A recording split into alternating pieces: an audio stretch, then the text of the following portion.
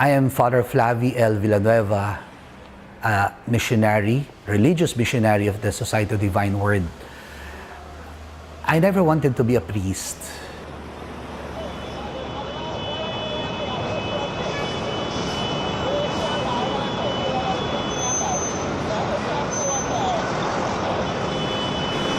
Ang kwento ng Kalinga ay kwento na habang may nangangalinga, may pag-asa.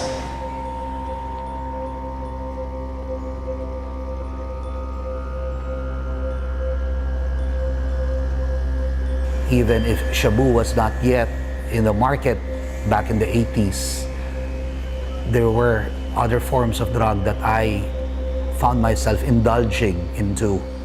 So you could say that I lived a life of debauchery, or as the song goes, sex, drugs, and rock and roll. But hindi dito na hinto at naputol.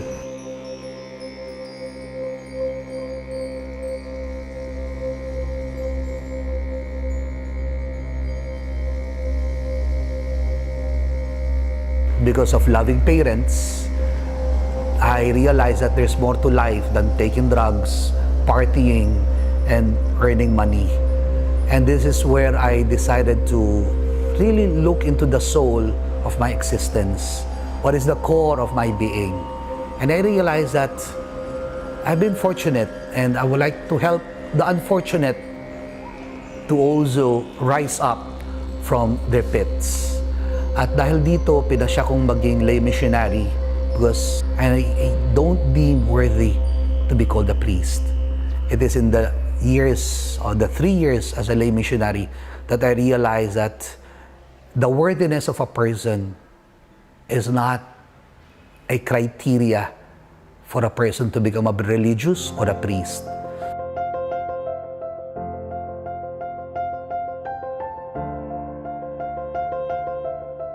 I learned that this God does not really call the perfect. He actually calls those who would have the imperfections yet are open to be formed. And I think this is the inspiration of what I've been going through in the past 5 years. That as someone who is imperfect, someone who's reached rock bottom, I felt wounded.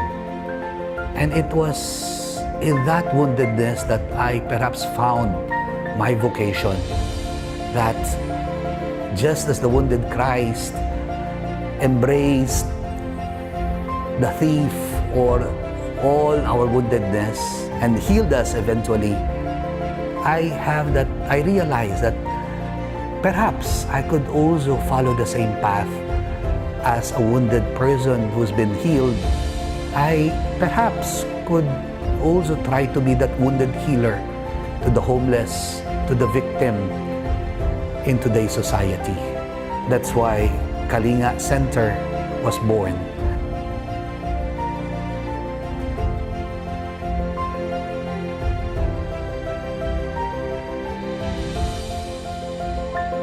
The goal is to help restore the self-worth. From creating the self-image, reclaiming the self-respect, restoring their self-worth, that completes their human dignity. And thus, recreate and empower their lives. Yun po ang buod at munting kwento ng Kalinga. We have to empower them anew so that they may realize that they can stand up and rise anew and recreate their lives. Even in the midst of their woundedness, something beautiful could come out. This is what it means to be recreated, empowered. From something nothing to something beautiful. From something that is wounded and worthless, something wonderful is recreated and empowered.